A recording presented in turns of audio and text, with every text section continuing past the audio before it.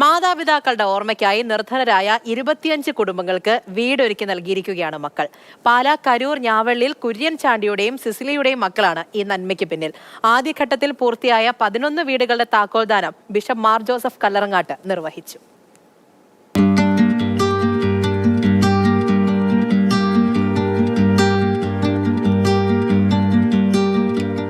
ഇതുപോലൊരു രാത്രി ആ 11 നിർധന കുടുംബങ്ങൾക്കും സ്വപ്നത്തിൽ മാത്രമുണ്ടായിരുന്നതാണ്.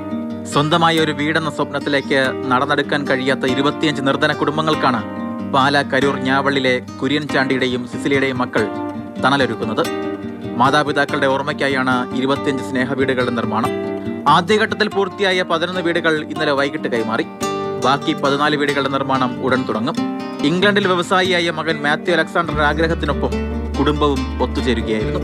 പാലാ പിതാവിൻ്റെ ഹോം പാലാ പ്രൊജക്റ്റ് എന്നുള്ള ഒരു പദ്ധതി പിതാവിനോട് പലപ്പോഴും സംസാരിക്കുമ്പോൾ പിതാവ് പറയുന്നത് പാലായിൽ വീടില്ലാത്തവരെ പറ്റിയുള്ള പിതാവിൻ്റെ വേദനകളാണ് പിതാവ് എപ്പോഴും പങ്കുവെച്ചുകൊണ്ടിരുന്നത്. അതാണ് സത്യത്തിൽ ഇങ്ങനെ ഒരു പ്രൊജക്റ്റിലേക്ക് മൂവ് ചെയ്യാനായിട്ട് എന്നെ പ്രേരിപ്പിച്ചത്.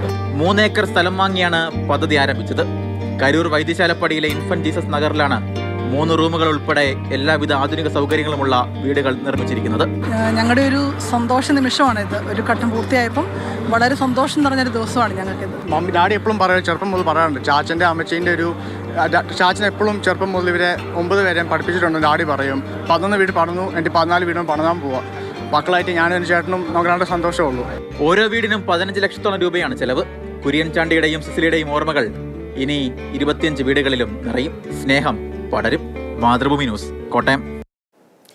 ഷിനോജസ്റ്റിയാണ് നമ്മുടെ കൂടെയുള്ളത്. ഷിനോജ്, ഏതെങ്കിലും ഒരാൾക്ക് സ്വന്തമായൊരു തണലൊരുക്കി കൊടുക്കുക എന്ന് പറയുന്നത് ഓരോ മനുഷ്യരും ആരാണോ ചെയ്യുന്നത് അവർ അവരുടെ ജീവിതത്തിൽ ചെയ്യുന്ന ഏറ്റവും വലിയൊരു നന്മയായിരിക്കും.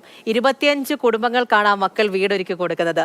അതിൽ ആ മക്കളുടെ ആയാലും ആ ഒരു കുടുംബത്തിന്റെ ആയാലും നന്മയുമുണ്ട്, ഒപ്പം ഓർമ്മയായ ആ മാതാപിതാക്കളോടുള്ള സ്നേഹവുമുണ്ട്.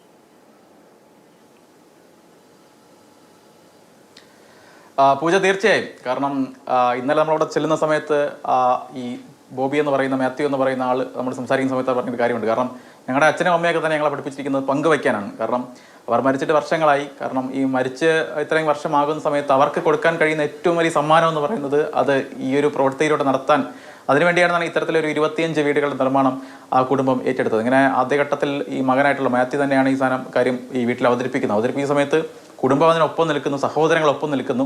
ഇവരുടെ കുടുംബം എന്ന് പറയുന്നത് പലരും സഹോദരങ്ങളിൽ കൂടുതലും വിദേശത്താണ്. അപ്പോൾ അവരെല്ലാം തന്നെ ഒരുമിച്ച് നിന്ന് ഈ 11 വീടുകളുടെ നിർമ്മാണം വളരെ വേഗത്തിൽ പൂർത്തിയാക്കുകയായിരുന്നു. എന്തായാലും 14 വീടുകൾ കൂടി ബാക്കിയാണ് അവർ പറഞ്ഞിരിക്കുന്നത്. അത് ഏറ്റവും വേഗത്തിൽ തന്നെ പൂർത്തിയാക്കാനാണ് അവരുടെ തീരുമാനം എന്ന് പറയുന്നത്. ഇതിൽ ഒപ്പം ചേർന്ന് പറയുന്ന ഒരു പ്രധാനപ്പെട്ട കാര്യമുണ്ട്. കാരണം ഈ 11 ആളുകൾ, അത് 11 പേർ ഇത്തരത്തിൽ അവർക്ക് വീട് കിട്ടിയ ആളുകളുണ്ട്.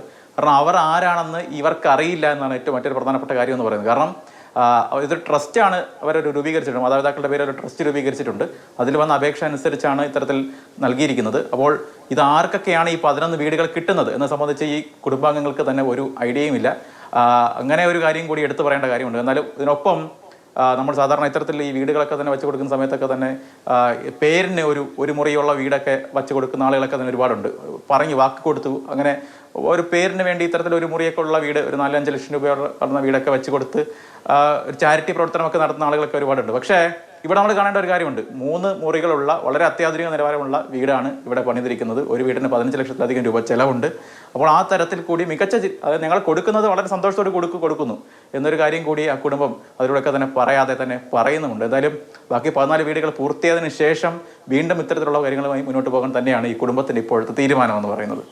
ശരി ഷിനോജ്, ഈ പറഞ്ഞതുപോലെ തന്നെ എല്ലാ മനുഷ്യരും ചെയ്യുന്നത് പോലെ ഓരോ സമയം ഓരോ ചടങ്ങുകളൊക്കെ ചെയ്ത് ആ രീതിയിൽ മാത്രം കാര്യങ്ങൾ മുന്നിലേക്ക് കൊണ്ടുപോകാതെ 25 കുടുംബങ്ങൾക്കാണ് അവർ വീടൊരുക്കി നൽകുന്നത്. പ്രത്യേകതയുണ്ട്, മനോഹരമാണ്, നന്മയുള്ള സ്നേഹം നിറഞ്ഞൊരു കാഴ്ചയാണ് നമ്മളിപ്പോൾ കണ്ടത്. അങ്ങനെ